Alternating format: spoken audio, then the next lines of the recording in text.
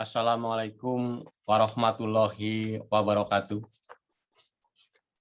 Alhamdulillahirabbil alamin.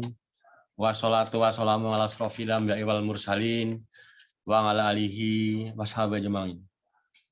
Asyhadu alla ilaha illallah wahdahu la syarikalah wa asyhadu anna Muhammadan abduhu wa rasuluh. Amma ba'du. Yang kami hormati panitia pengenalan kehidupan kampus bagi masa baru Universitas Jenderal Ahmad Yani Yogyakarta. Yang kami banggakan para mahasiswa Prodi Manajemen, Fakultas Ekonomi dan Sosial Universitas Jenderal Ahmad Yani Yogyakarta. Pertama, marilah kita panjatkan puji syukur kehadirat Allah SWT yang telah memberikan nikmat, kesempatan, kesehatan, sehingga alhamdulillah pada kesempatan kali ini kita dapat bersilaturahmi, dapat bertemu dalam rangkaian pengenalan kehidupan kampus bagi masa baru Universitas Jenderal Ahmad Yani Yogyakarta untuk tahun akademik 2021-2022. Pada kesempatan ini saya diberi tugas untuk sekedar sharing kepada para mahasiswa baru, ya khususnya di Prodi Manajemen, kaitannya dengan keprofesian di bidang manajemen. Saya akan memberikan beberapa hal ya dengan slide sehingga mohon izin untuk sharing slide yang akan kami tayangkan.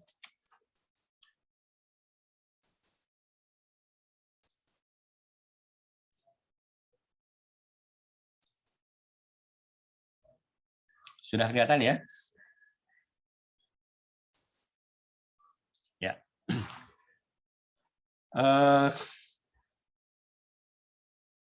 Saudara sekalian, khususnya mahasiswa baru dari Prodi Manajemen. Pertama, saya kira kami mengucapkan selamat kepada Anda semuanya yang telah diterima di Prodi Manajemen, Fakultas Ekonomi dan Sosial, Universitas Jenderal Ahmad Yani Yogyakarta. Ya, saya kira ini adalah suatu pilihan yang tepat bagi Anda semuanya memilih Prodi Manajemen ini.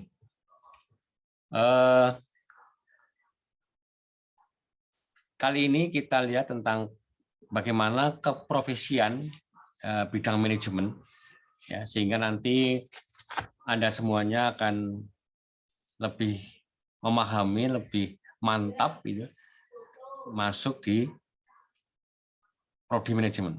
Ya. Saya sendiri adalah Agus Harjito, ya, alumni dari Prodi Manajemen Universitas Islam Indonesia Yogyakarta. Ya, kebetulan sekarang juga mengajar di Prodi Manajemen Fakultas Bisnis dan Ekonomika Universitas Islam Indonesia. Nah, kami akan sharing bagaimana tentang profesi di bidang manajemen. Namun sebelumnya, saya kira saya akan mengenalkan dulu bagaimana atau apa itu tentang profesi itu sendiri. Beberapa istilah atau pemahaman tentang profesi ini adalah merupakan suatu pekerjaan yang dilandasi dengan keahlian tertentu. Ya, jadi pekerjaan ini adalah mempunyai atau didasari pada atau oleh keahlian tertentu. Ya.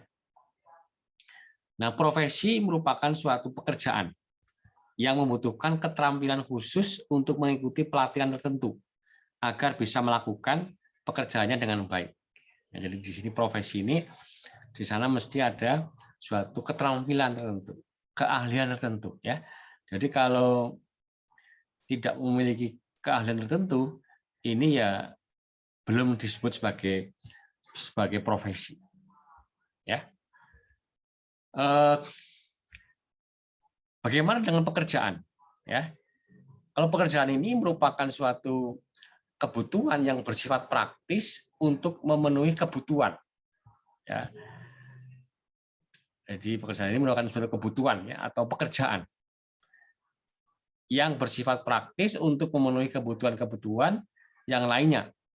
Misalnya kebutuhan ekonomi, ya, di sana ada sandang, pangan, papan, dan kebutuhan psikis. Ya. Sedangkan profesi tadi merupakan bagian dari pekerjaan. Meskipun tidak semua pekerjaan adalah merupakan profesi. Ya.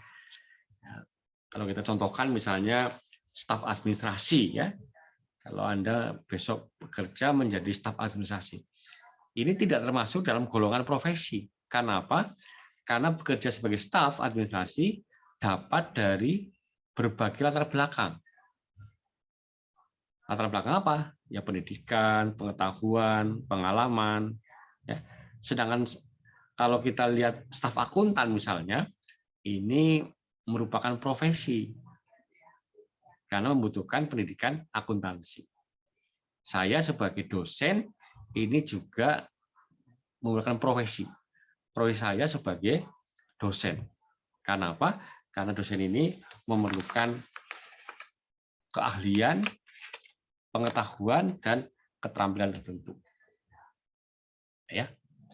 Nah, oleh karena itu profesi ini meliputi ada 3 aspek yang bisa kita lihat. Ya. Yang pertama adalah bahwa profesi ini merupakan suatu pekerjaan yang mengandalkan keterampilan atau keahlian khusus yang tidak didapatkan pada pekerjaan-pekerjaan pada umumnya. Nah, profesi merupakan suatu pekerjaan yang dilakukan sebagai sumber utama nafkah hidup dengan keterlibatan pribadi yang mendalam dalam menekuninya. Jadi kalau saya sebagai profesi dosen, ini saya merupakan pekerjaan yang pekerjaan utama yang digunakan sebagai sumber nafkah utama. Ya. Nah, profesi juga merupakan suatu pekerjaan yang menuntut pengembangan profesi tersebut untuk terus memperbarui keterampilannya sesuai dengan perkembangan teknologi.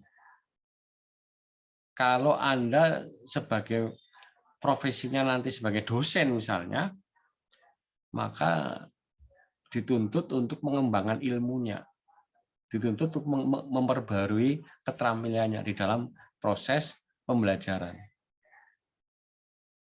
Kalau Anda sebagai konsultan manajemen keuangan, barangkali manajemen SDM, ini juga dituntut untuk mengembangkan profesi Anda ke depan. Sehingga seorang yang profesional adalah seorang yang menjalankan profesinya secara benar dan melakukannya menurut etika dan sikap-sikap profesional. Ada Anda sering bilang, wah kamu ini nggak profesional. Maksudnya adalah bahwa di dalam melakukan pekerjaannya ini tidak sesuai dengan etika atau pengembangan yang harus dilakukan dan sebagainya. Beberapa ciri profesi ini, yang pertama tadi sudah disebutkan bahwa terdapat keahlian atau pengetahuan khusus yang sesuai dengan bidang pekerjaannya, di mana keahlian tersebut merupakan berasal dari pendidikan atau pengalaman. Kemudian yang kedua adalah terdapat kaidah dan standar moral yang sangat tinggi yang berlaku bagi para profesional berdasarkan kegiatan pada kode etik profesi. Ya, inilah yang disebut sebagai profesional. Ya, Anda sering ngomong profesional itu adalah sesuai dengan etika, sesuai dengan dedikasi dan sebagainya. Kemudian dalam melaksanakan profesi tersebut juga mengutamakan kepentingan masyarakat di atas kepentingan pribadi. Kalau Anda besok bekerja, biasanya disumpah ya, disumpah oleh atasan, oleh kalau itu negara, pegawai negeri gitu, oleh negara. Yang intinya bahwa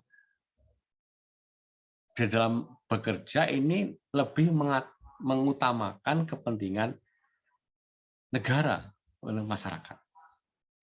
Nah, Pada umumnya seorang profesional merupakan anggota suatu organisasi profesi di bidang tertentu. Kalau tadi nama saya adalah ada CFP ya. CFP itu adalah Certified Financial Planner. Ya. Jadi saya sebagai financial planner yang bersertifikat. Itu profesi atau profesi. Ya. Nah, ada beberapa syarat di dalam profesi ini. Yang pertama adalah tadi ya, memiliki pengetahuan khusus di bidang ilmu tertentu. Anda ini sebagai orang manajemen berarti mempunyai bidang khusus di bidang manajemen. Saya kira nanti akan di peminatan atau konsentrasi, ada manajemen sumber daya manusia, ada manajemen pemasaran, ada manajemen keuangan, ada manajemen strategik, ada manajemen operasi gitu ya. Jadi ini adalah sebagai peminatan di bidang ilmu manajemen. Ya. Kemudian juga melibatkan berbagai kegiatan intelektual. Ya, kalau misalnya ini sebagai dosen itu melibatkan berbagai kegiatan intelektual. Ya, membutuhkan oleh suatu persiapan tertentu yang cukup dalam. Jadi bukan hanya sekedar latihan. Ya, profesi ini. Tukang kayu, tukang batu ini profesinya seperti tukang kayu, tukang batu. Karena menjadi tukang kayu memerlukan pengalaman, memerlukan pelatihan. Tidak semua orang, saya sendiri nggak bisa membuat meja, membuat pintu misalnya, itu tukang kayu. Ya. Membutuhkan latihan yang berkesinambungan di dalam melaksanakan pekerjaannya atau jabatannya. Ya. Tadi sudah saya katakan lebih mengutamakan kepentingan masyarakat di atas kepentingan pribadi. Dan juga ada organisasi profesional ya sesuai dengan bidang profesinya, dan juga terdapat kode etik atau standar baku dalam pelaksanaan pekerjaan. Nah, ini harus Anda pahami ya ketika nanti Anda berprofesi menjadi ahli manajemen. Ahli manajemen.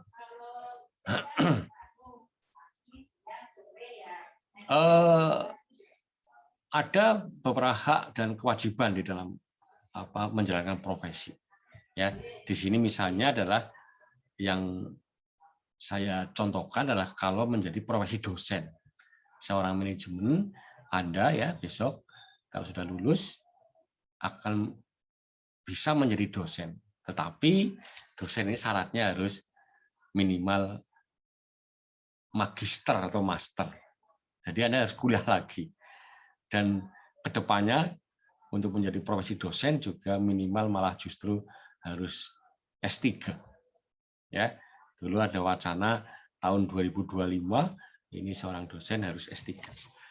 Jadi yang pertama adalah haknya adalah memperoleh penghasilan di atas kebutuhan hidup minimum dan jaminan kesejahteraan sosial. Mendapatkan promosi dan penghargaan sesuai dengan tugas dan prestasi kerja.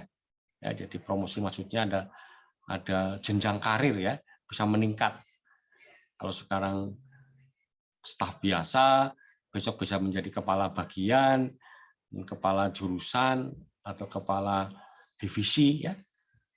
Itu akan jenjang naik. Namun demikian juga tergantung pada dedikasi Anda, dedikasi pegawai terhadap perusahaan atau pada perguruan tinggi kalau itu dosen. Memperoleh perlindungan dalam melaksanakan tugas dan hak atas kekayaan intelektual. Kalau dosen ya, dosen. Memperoleh kesempatan untuk meningkatkan kompetensi, akses sumber belajar, informasi dan prasarana belajar. Ya, jadi punya kesempatan untuk kalau itu Anda jadi dosen minimal S2 ya bisa untuk S3 atau bisa untuk melakukan kursus-kursus yang non gelar. Ya. Kemudian memiliki kebebasan akademik, mimbar akademik dan otonomi keilmuan. Ya, ini kalau menjadi dosen sekali lagi. Kalau Anda menjadi profesi akuntan, saya kira juga mempunyai hak-hak yang sudah diatur dalam aturan. Kalau Anda menjadi manajer, saya kira Anda mempunyai hak sebagai manajer yang diatur oleh perusahaan. Ya. memiliki kebebasan untuk berserikat dalam organisasi atau profesi keilmuan. Ya, jadi kalau ada Persatuan Manajer Seluruh Indonesia, misalnya, Persatuan Dosen Seluruh Indonesia, Persatuan Ahli Keuangan, ya. Nah, kewajiban dari seorang profesi ini juga sebagai lawan diri atau kebalikan dari hak tadi. Yang pertama yang melaksanakan pendidikan, penelitian, dan pengabdian kepada masyarakat. Itu kalau dosen. Kalau dia manajer ya biasanya melaksanakan pekerjaan sebagai manajer di perusahaan yang bersangkutan. Ya. Melaksanakan proses pembelajaran serta menilai dan mengevaluasi hasil pembelajaran. Kalau itu tukang batu gitu ya bisa melaksanakan kegiatan pertukangan. Ya. Kalau Anda sebagai ahli pemasar gitu, ya melaksanakan pemasaran yang ada di perusahaan yang bersangkutan. Kalau Anda sebagai entrepreneur, sebagai wirausaha juga seperti itu. Meningkatkan dan mengembangkan kualifikasi akademik. Tadi ya, kalau S2 kemudian bisa S3. Bertindak objektif dan tidak diskriminatif. Jadi nanti kalau dosen Anda nanti bertindak objektif, tidak objektif dan berlaku diskriminatif, ini perlu Anda laporkan nanti kepada ketua jurusan atau ketua prodi. Ya, menjunjung tinggi peraturan-peraturan perundangan, hukum dan kode etik, ya, serta nilai-nilai agama dan etika. Ini berlaku umum untuk semua profesi. Memelihara dan memupuk persatuan dan kesatuan bangsa. Ya, ini adalah hal-hal yang umum yang sebagai kewajiban di dalam profesi. Nah, sekarang bagaimana Anda sebagai mahasiswa manajemen yang nanti insya Allah akan menjadi alumni ya, prodi manajemen dari Universitas Jenderal Ahmad Yani Yogyakarta. Nah, profesi alumni manajemen ini banyak sekali. Ya, hampir-hampir di setiap instansi, di setiap perusahaan ini butuh ahli manajemen. Kalau kita satu-satu ya, ada 10 ya kalau kita akan satu-satu. Yang pertama adalah konsultan keuangan. Ini terutama bagi mereka-mereka atau Anda yang nanti mengambil konsultasi keuangan. Nah, ini akan berkecimpung di konsultan keuangan. Atau menjadi manajer marketing atau staf marketing. Ya, menjadi manajer keuangan. Atau manajer human resource development atau SDM. Kalau zaman dulu namanya manajer personalia. Atau manajer operasional. Yang keenam sebagai dosen, ya, Anda sebagai dosen, ya bisa jadi peneliti, ya, akademisi ini bisa dosen, bisa peneliti, atau bekerja di lembaga swadaya masyarakat sebagai entrepreneur atau wirausaha, konsultan perbankan, juga akuntan. Ya, kalau Anda nanti, terutama yang konsultasi keuangan, ini memegang keuangan ya, financial planning atau di bagian accounting-nya, maka Anda akan bisa sekolah lagi untuk menjadi akuntan. Nah ini ya.